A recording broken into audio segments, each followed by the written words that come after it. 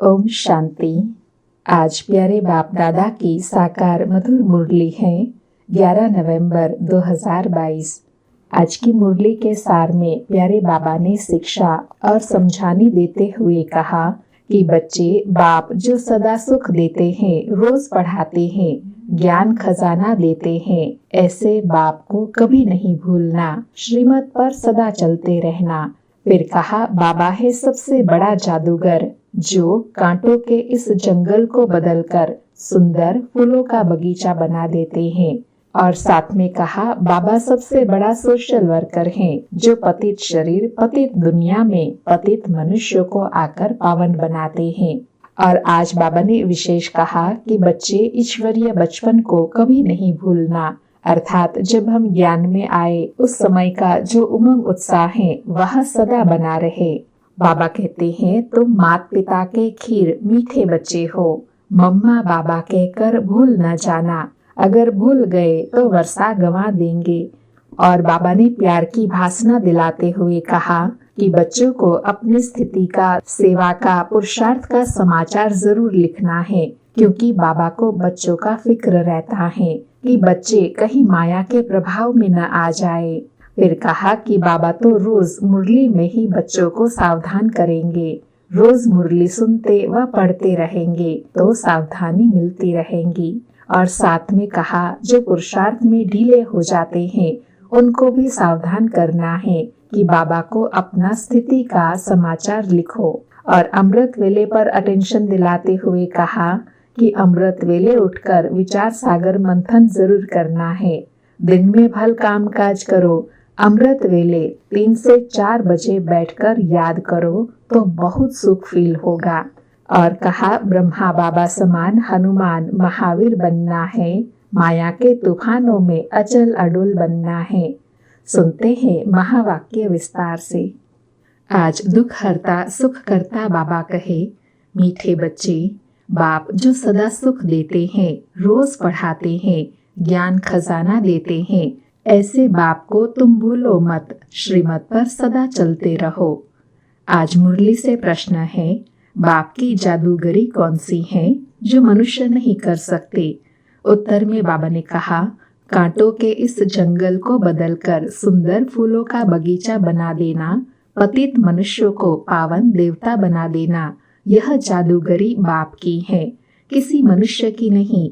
बाप ही सबसे बड़ा सोशल वर्कर है जो पतित शरीर पतित दुनिया में आकर सारी पतित दुनिया को पावन बनाते हैं।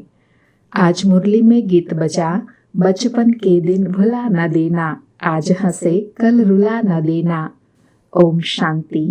बच्चों ने अपने लिए गीत सुना। तुम हो माता पिता के क्षीर अर्थात मीठे बच्चे।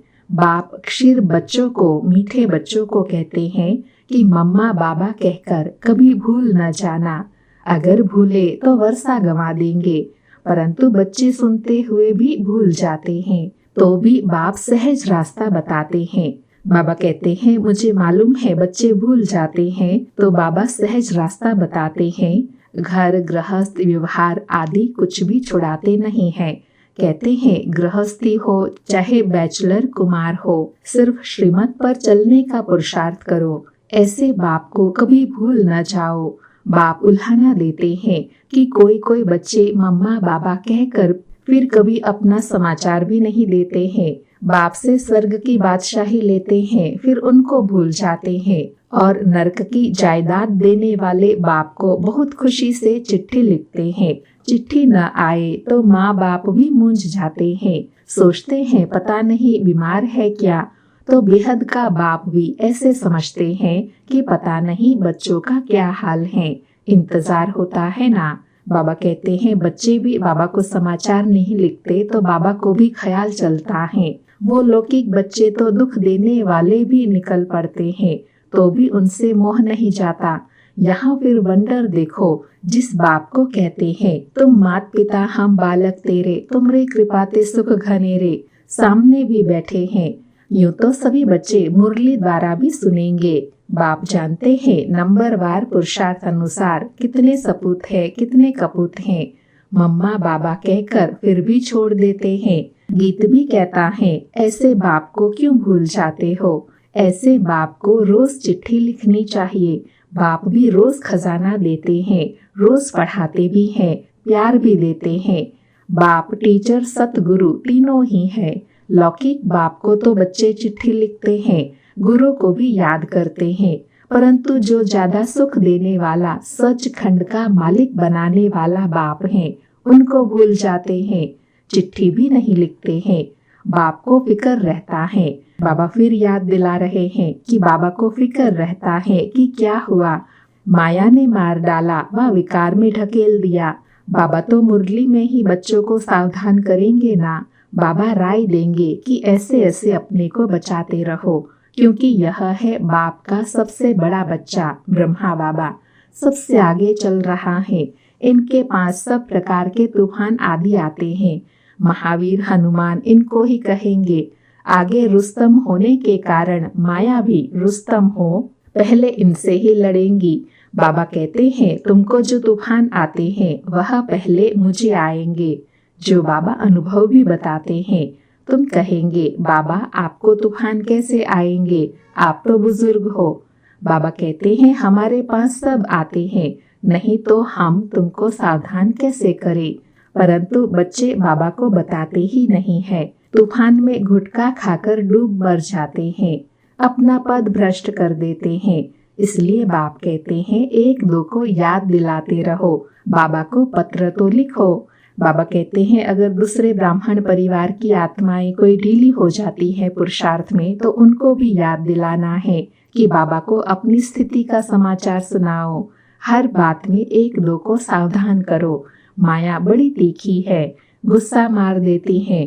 तुम बच्चे सारी दुनिया के सच्चे सोशल वर्कर हो। वह हद के सोशल वर्कर हद की सेवा करते हैं।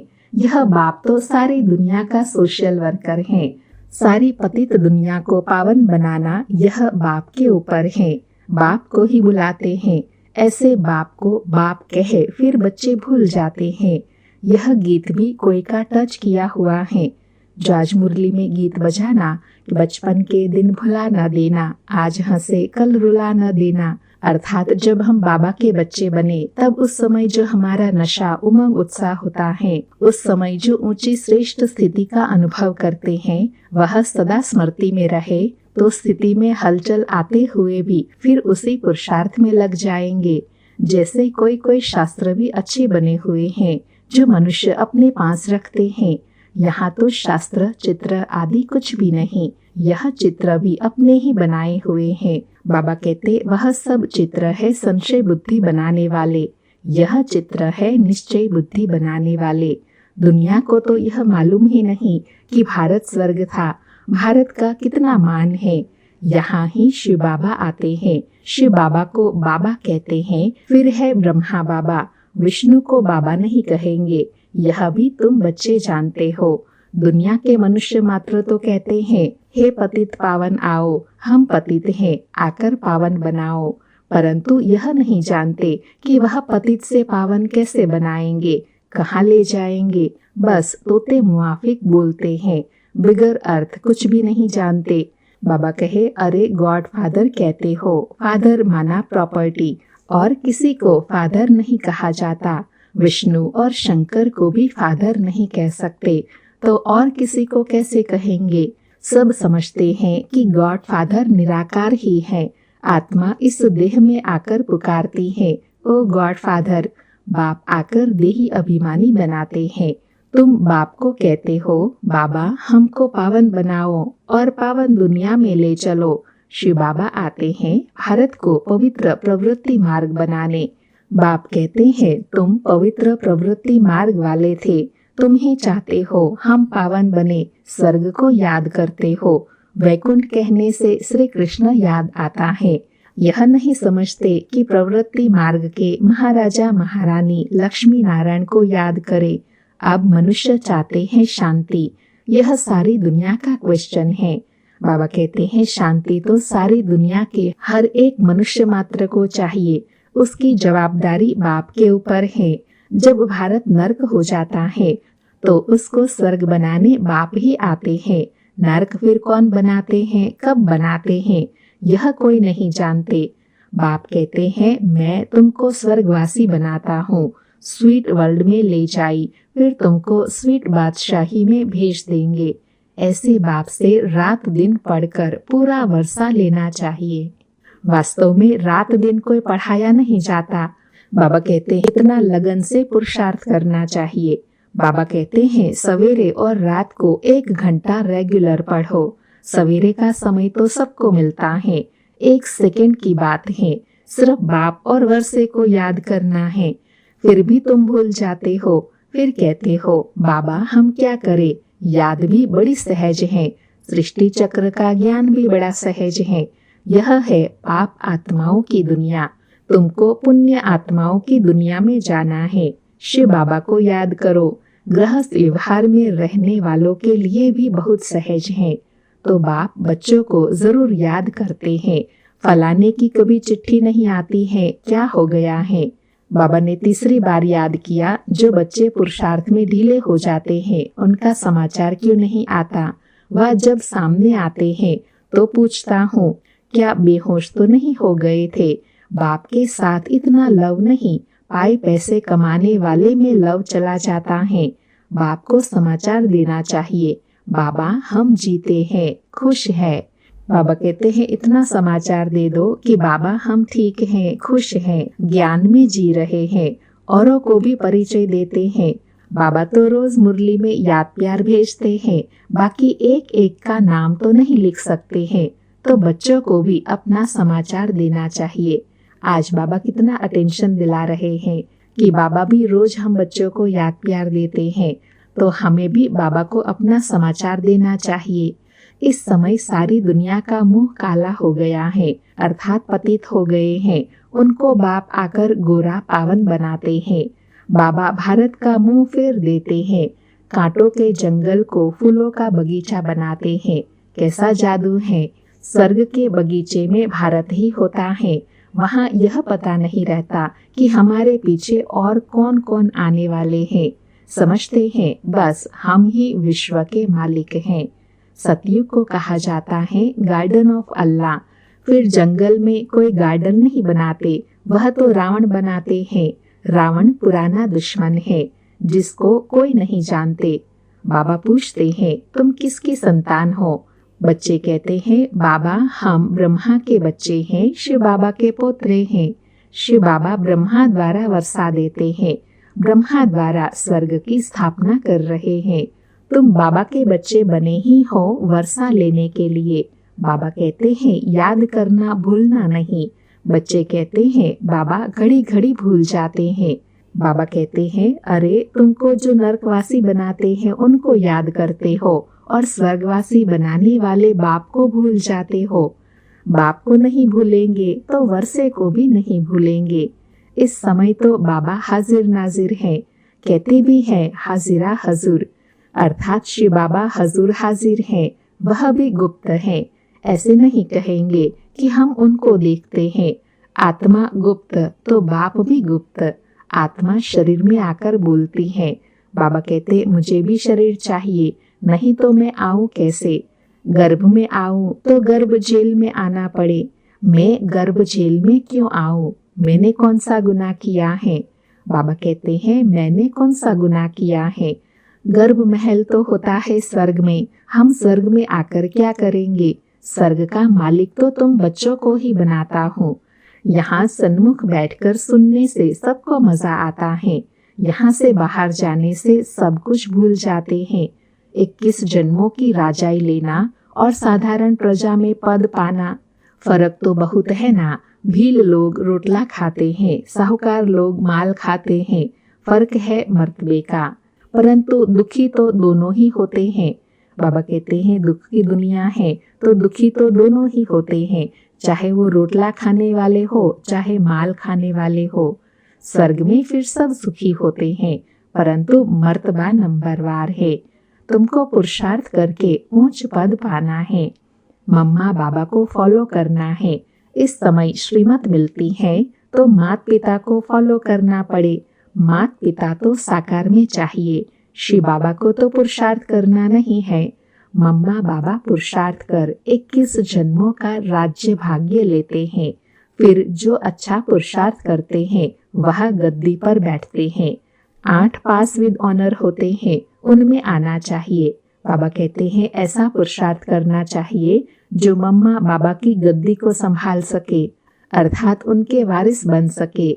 उनमें नहीं तो 108 में आओ। मार्जिन तो 16,108 की भी है। 16,000 की बहुत बड़ी माला होती है, उनको बैठ खींचते हैं। यहाँ माला जपने की बात नहीं है। बाप तो कहते हैं फॉलो करो। यह ब्रह्मा बूढ़ा पढ़कर पास हो नंबर 1 में जाता है, मम्मा जवान भी नंबर 1 में जाती है, तो तुम पुरुषार्थ क्यों नहीं करते हो? गफलत क्यों करते हो? बाबा ने दोनों एग्जाम्पल दिया। बाबा कहते हैं यह एक्सक्यूज नहीं कर सकते कि हम बूढ़े हैं व जवान हैं। बाबा को पत्र भी नहीं लिखते, याद भी नहीं करते हैं, प्रण भी करते हैं, परंतु बाहर गए खलास। बाबा कहते हम कह भी देते हैं तुम बाहर जाने से भूल जाएंगे। कहते हैं बाबा हम नहीं भूलेंगे, फिर भूल जाते हैं। वंडर है ना। बाबा कहते हैं याद दिलाने के बाद भी फिर भूल जाते हैं। यह है बिल्कुल नई पढ़ाई जो शास्त्र में नहीं है, कोई समझ नहीं सकते। अब बाबा ने दृष्टि दी है इस अंतिम जन्म में। बाबा सुनाते हैं हम गीता भी पढ़ते थे, नारायण का भी पूजन करते थे, गद्दी पर भी नारायण का चित्र रखते थे। ब्रह्मा बाबा अपनी हिस्ट्री सुना रहे हैं, लक्ष्मी को कैसे मुक्त कर दिया, क्योंकि बाबा को लक्ष्मी पांव दबाते हुए जो चित्र है वह अच्छा नहीं लगता था। दुनिया वालों से बड़ा युक्ति से चलना पड़ता है। तुम भी गुप्त रीति बाबा का परिचय देते रहो कि बाप और वर्षे को याद करो। स्वर्ग के है देवी देवता, इसलिए लक्ष्मी नारायण का चित्र बनाया है।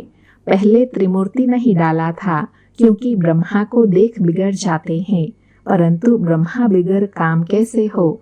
बीके बाप को नहीं देखेंगे तो काम कैसे होगा? बाप कहते हैं गीता में लिखा हुआ है मन मना भाव मध्याजी भाव। चाहे मुक्ति का व जीवन मुक्ति का दोनों वर्षा मैं दे सकता हूँ और कोई नहीं। बहुत समझने की बातें हैं। अमृत वेले उठकर विचार सागर मंथन करना है जरूर। दिन में भल काम करो, परंतु अमृत वेले 4 बजे से 5 बजे तक बैठकर याद करो, बहुत सुख फील होगा। बाबा कहते हैं सवेरे अमृत वेले बाबा को उठकर याद करेंगे, उसमें बहुत सुख फील होगा। बाबा स्वीट होम परम धाम से हम बच्चों को पढ़ाने आते हैं, फिर चले जाते हैं। कहते हैं मुझे याद करो तो खाद निकल जाएंगी। जब सच्चा सोना बन जाएंगे तब पास विद ऑनर होंगे। अगर ऊंच पद पाना है तो पुरुषार्थ से क्या नहीं हो सकता है। बाबा कहते हैं अगर लगन हो तो पुरुषार्थ से क्या नहीं पा सकते। बाप फिर भी कहते हैं इस ईश्वरीय बचपन को नहीं भूलना। ऐसे बाप को घड़ी घड़ी याद करना चाहिए। याद से ही तुम कंचन बनते हो, अर्थात पावन सतो प्रधान बनते हैं। अच्छा, मीठे मीठे सिकिलधे बच्चों प्रति मात पिता बाप दादा का याद प्यार और गुड मॉर्निंग। रूहानी बाप की रूहानी बच्चों को नमस्ते। हम रूहानी बच्चों की रूहानी मात पिता बाप दादा को याद प्यार गुड मॉर्निंग और नमस्ते नमस्ते। धारणा के लिए मुख्य सार है, पहला, किसी भी प्रकार की गफलत नहीं करनी है। 1-2 को सावधान कर बाप की याद दिलाई उन्नति को पाना है। अपने ईश्वरीय बचपन को भूलना नहीं है। दूसरा है, माता पिता को फॉलो करते रहना है। माया के तूफानों से डरना नहीं है। अमृत वेले बाप की याद में बैठकर सुख का अनुभव करना है। आज के दिन का प्यारे बाप दादा का वरदान है, दृढ़ता की शक्ति से सफलता प्राप्त करने वाले प्रयोगशाली त्रिकालदर्शी भव। दृढ़ता की शक्ति से सफलता प्राप्त करने वाले प्रयोगशाली त्रिकालदर्शी भव। स्पष्टीकरण है, बाप दादा का वरदान है, जहाँ दृढ़ता है वहाँ सफलता है। तो दृढ़ता से कोई भी गुण व शक्ति के प्रयोग का प्रोग्राम बनाओ और पहले स्वयं में संतुष्टता का अनुभव करो। दृढ़ संकल्प हो कि मुझे करना ही है, दूसरों के अलबेलेपन का प्रभाव नहीं पड़ना चाहिए। त्रिकालदर्शीपन की स्थिति के आसन पर बैठकर जैसा समय वैसी विधि से पहले स्वयं सिद्धि स्वरूप बनो, तब प्रयोगशाली आत्मा का पावरफुल संगठन तैयार होगा और उस संगठन की किरणें बहुत कार्य करके दिखाएंगी। आज का स्लोगन है, सर्व की दुआएं प्राप्त करने वाले ही संतुष्ट मणि हैं। सर्व की दुआएं प्राप्त करने वाले ही संतुष्ट मणि हैं। अच्छा, ओम शांति। शुक्रिया बाबा, शुक्रिया।